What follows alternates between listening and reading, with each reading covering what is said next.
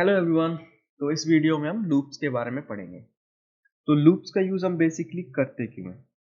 जब भी हमें किसी सीक्वेंस या किसी भी कलेक्शन में ऑपरेशन परफॉर्म करना होता है, कोई भी सर्चिंग करनी होती है, तो उस केस में हम लूप्स का यूज करते हैं। तो पाइथन में नेटिवली टू टाइप्स के लूप्स होते हैं, एक होते हैं फॉर लूप्स, एक होते हैं व्हाइल लूप। तो पहले हम देखते हैं कि फॉर लूप क्या होता है।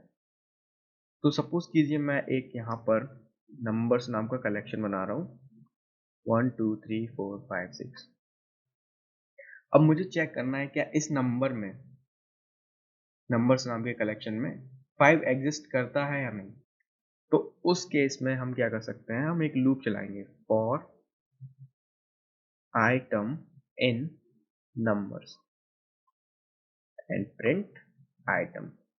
तो इतना लिखने से क्या हुआ, मैंने कहा कि फॉर आइटम इन नंबर्स, यानी कि इस नंबर में जाओ, इस नंबर नाम के कलेक्शन में जाओ और वहां पर हर एक आइटम, अब ये आइटम क्या रिप्रेजेंट करेगा, ये बेसिकली एक वेरिएबल होगा जो हर एक आइट्रेशन पे चेंज होगा। तो सबसे पहले इस आइटम की जो लोकेशन होगी वो इसकी जीरोथ इंडेक्स को पॉइंट आउट करेगी, यानी कि इस कलेक्शन के पहले एलिमेंट को। जैसे ये पहले एलिमेंट को प्रिंट कर देगा, ये नेक्स्ट एलिमेंट पे जाएगा, यानी कि ये वेरिएबल कलेक्शन के हर एक आइटम के लिए इसकी वैल्यू चेंज होती रहेगी। तो अब अगर मैं इसको प्रिंट कराऊं, तो यहाँ देखेंगे 1 2 3 4 5 6। ओके, तो इस तरह से हम इसमें आइट्रेट कर सकते हैं आइटम्स को। अब मुझे चेक करना था क्या इसमें एक आइटम प्रेजेंट है या नहीं। तो मैं चेक करता हूँ कि five if 5 is equals to item, if item is equals to 5, if item is equals to 5, then print 5 present। तो अब अगर मैं इसको रन कराऊंगा, तो क्योंकि मेरे लूप में मेरे कलेक्शन में 5 प्रेजेंट था, तो क्या हुआ, ये सबसे पहले यहाँ आइटम पे गया, आइटम 1। क्या 1 इज इक्वल्स टू 5 है? नहीं। फिर आइटम की वैल्यू यहाँ पर होगी 2। क्या 2 5 के बराबर? नहीं। ऐसे ही करते करते 5 के पास गया, तो उसने देखा कि 5 इज इक्वल्स टू 5 है। हाँ, तो जैसे ही इसको ये कंडीशन मिली, उस टाइम पे इसने इसको प्रिंट करा दिया। तो इस तरह से हम इसमें लूप का यूज कर सकते हैं। अभी देखेंगे एक कलेक्शन ऑफ फ्रूट्स पे, फ्रूट्स।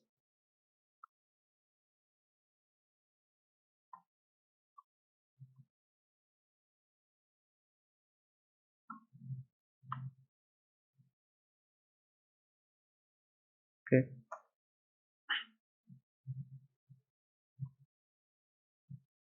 तो वही for loop, for each fruit in fruits. तो वही हम इसको प्रिंट करा के देखते हैं कि फ्रूट यानी इस वेरिएबल में, इसका नाम यहाँ पर हम कुछ भी कर सकते हैं। यहाँ पर हम इसको आई ले सकते हैं, तो प्रिंट आई ऐसे भी हम कर सकते हैं। इसका मतलब क्या होगा कि इस कलेक्शन में जाओ और इसके हर एक आइटम को आइटरेट कराओ। तो सबसे पहले जो आई होगा वो इस कलेक्शन के फर्स्ट आइटम को पॉइंट कर रहा होगा। तो यहाँ पर प्रिंट होगा हमारे पास में एप्पल। तो अगर मैं इसको रन कराऊं, तो ये एप्पल, बनाना और मैंगो इसने प्रिंट करा दिए। तो इस तरह से हम फॉर लूप का यूज कर सकते हैं किसी भी कलेक्शन को आइटरेट कराने के लिए। अभी हम देखते हैं कि हम वाइल लूप का यूज कैसे कर सकते हैं।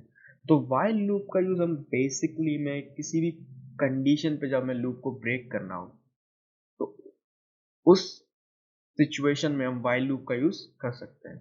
तो अभी देखते हैं हम कैसे करेंगे। तो वाइल लूप यूज करने के लिए हमें कीवर्ड यूज करना पड़ता है वाइल। वाइल, तो अभी मैं क्या करूँगा, मैं करूँगा कि जब तक मैं एक वेरिएबल असाइन कर लेता हूँ काउंट। मैं चेक करूँगा कि जब तक काउंट 10 से कम है, तब तक मुझे प्रिंट करा के दो काउंट की वैल्यू। ठीक है, जैसे ही ये काउंट 10 के ऊपर चला जाएगा, उस टाइम पे ये लूप ब्रेक हो जाएगा। तो अभी देखते हैं इसकी वैल्यू क्या आने वाली है।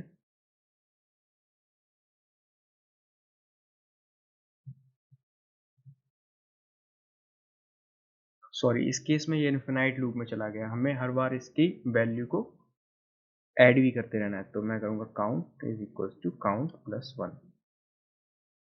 तो अभी इसको रन करा के देखते हैं। तो ये आ गया 0 1 2 9, यानी कि जब तक इसकी वैल्यू 10 से कम है तब तक ये काम करता रहेगा। जैसे ही इस वेरिएबल की वैल्यू 10 के ऊपर जाती है वैसे ही ये लूप ब्रेक हो जाएगा। ठीक है, तो इस तरह से हम वाइल लूप का यूज कर सकते हैं। जब भी हमें कोई भी कंडीशनल चेक करना है कि इस मतलब कि एक रेंज तक हमें लूप को चलाना है कि हाँ, कि किसी वेरिएबल की वैल्यू इतने से इतने तक हो तो हमें एक पर्टिकुलर लूप चलाना है, तो उस केस में हम वाइल लूप का यूज कर सकते हैं।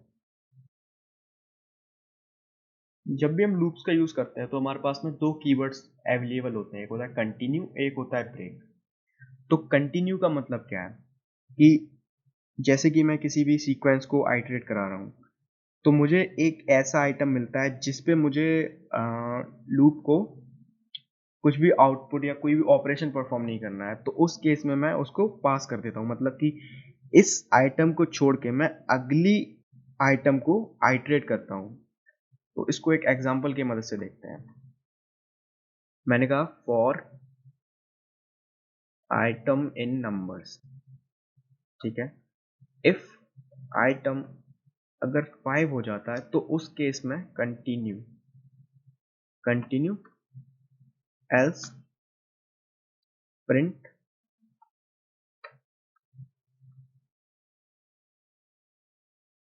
आइटम। ओके, तो अभी मैंने यहाँ पे क्या किया है, मैं इस सीक्वेंस में आइटरेट करा रहा था। तो मैंने कहा जैसे कि आइटम 5 हो जाता है उस आइटम को स्किप कर दो, यानी कि उस आइटम के लिए कोई भी ऑपरेशन परफॉर्म मत करो, एल्स जो भी अदर आइटम्स है उसको प्रिंट करा दो। बस जो भी मैंने एक कंडीशन डिफाइन की है उस कंडीशन पे जो भी आइटम आने वाला है उसको स्किप कर दो, उसके नेक्स्ट वाले आइटम पे जाओ बट उसको स्किप कर दो। तो अभी इसको मैं चला के देखता हूँ। तो यहाँ पर आया 1 2 3 4, बट 5 यहाँ पर नहीं है क्योंकि हमने यहाँ पर कंटिन्यू कर दिया है। तो जैसे ये 5 के पास पहुँचेगा ये स्टेटमेंट हिट होगा, और ये स्टेटमेंट कंटिन्यू कहता है कि जब भी आप करंट इंडेक्स में हो उस इंडेक्स को पे कुछ भी ऑपरेशन परफॉर्म ना करके अगले वाले आइटम पे आइटरेट करा दो इसको, मतलब अगले आइटम पे इस वेरिएबल को भेज दो। तो इस तरह से हम कंटिन्यू स्टेटमेंट का यूज कर सकते हैं। नेक्स्ट होता है हमारे पास में ब्रेक स्टेटमेंट। ब्रेक स्टेटमेंट का यूज हम कब करते हैं, जैसे कि मैं इसी लूप में अगर इफ मैं चेक कर रहा हूँ कि अगर मेरा आइटम 3 के बराबर हो जाता है, यानी कि मैं किसी आइटम को यहाँ पर सर्च कर रहा हूँ, जैसे कि इफ आइटम इक्वल्स 3, तो इस लूप को ब्रेक कर दो, यानी कि मुझे वो आइटम मिल गया है तो अब मैं इस लूप को अननेसेसरी कॉल्स नहीं करना चाहता हूँ। तो इस केस में हमारी जो भी लूप की कॉस्ट थी वो बच जाएगी, क्योंकि हम हमारी जो कंडीशन थी वो थी 3 को फाइंड आउट करना। तो जैसे ही हमें 3 मिल जाता है, हम नहीं चाहते कि हम 4 5 और 6 इन सब पे भी आइटरेट करें, तो हम इसको सिर्फ 3 तक आइटरेट कराएंगे, और अगर हमें वो कंडीशन या वो एलिमेंट इसमें मिल जाता है तो हम इसको ब्रेक करा देंगे। तो अभी मैं इसको प्रिंट करा रहा हूँ। तो ये आइटम 1 और 2, तो यहाँ पे क्या हुआ, आइटम पहले 1 के पास आया, क्या 1 3 के बराबर है, नहीं, तो ये वाली कंडीशन नहीं चली, एल्स ये वाली कंडीशन हिट हुई। फिर ये 2 के पास आया, क्या आइटम 2 3 के बराबर नहीं है, तो यहाँ पे भी ये कंडीशन हिट नहीं हुई। फिर ये जैसे ही 3 के पास आया, इसने देखा कि हाँ ये आइटम 3 के बराबर है, तो इसने ये स्टेटमेंट जैसे ही हिट किया, तो जैसे ही ब्रेक हिट हुआ तो इसने क्या किया, ये लूप को यहीं से इसने क्लोज करा दिया, इसने बाकी के बचे एलिमेंट्स को आइटरेट नहीं कराया। तो इस तरह से हम कंटिन्यू और ब्रेक स्टेटमेंट का, ब्रेक जो हमारे पास में कीवर्ड होते हैं उनका यूज हम लूप में कर सकते हैं। तो अभी हम नेक्स्ट देखने वाले हैं नेस्टेड लूप्स के बारे में, यानी फॉर लूप्स के अंदर एक और फॉर लूप। तो वो हम कैसे करेंगे, इसको मैं पहले हटा देता हूँ। उसके लिए मैं करूँगा for I in numbers and for j in numbers, मैं प्रिंट कराऊंगा i, j के कॉम्बिनेशन को। तो अभी क्या होगा, सबसे पहले ये फॉर लूप कितने बार एग्जीक्यूट होगा, n टाइम्स, यानी कि ये 6 तक आइटरेट होगा, यानी 6 बार ये चलेगा। और हर 6 बार के लिए जो हमारा इनर लूप है वो 6 टाइम चलेगा, यानी कि एक एलिमेंट के लिए ये वाला लूप अंदर वाला उतने ही टाइम चलेगा। तो अगर मैं इसको प्रिंट कराऊं तो ये 1 1 1 2 चला। तो यानी कि अगर मैं इसकी टाइम कॉम्प्लेक्सिटी देखूं कि ये लूप्स कितने बार आइटरेट हुए हैं, तो जब मेरा 1 यहाँ पर आया फॉर लूप्स में, आई में जब जैसे ही 1 आया तो ये वाला जो लूप था वो 6 टाइम चला, क्योंकि ये मेरे पास 1 था। तो हर एक 1 के लिए ये वाला लूप 6 टाइम चला। फिर मेरे पास 2 आया, उस केस में ये लूप मेरे पास 6 टाइम चला। तो टोटल ये 6 इंटू 6 36 बार ये लूप काउंट हुआ यानी 6 इंटू 6 टाइम ये वाला लूप एग्जीक्यूट हुआ इनर लूप।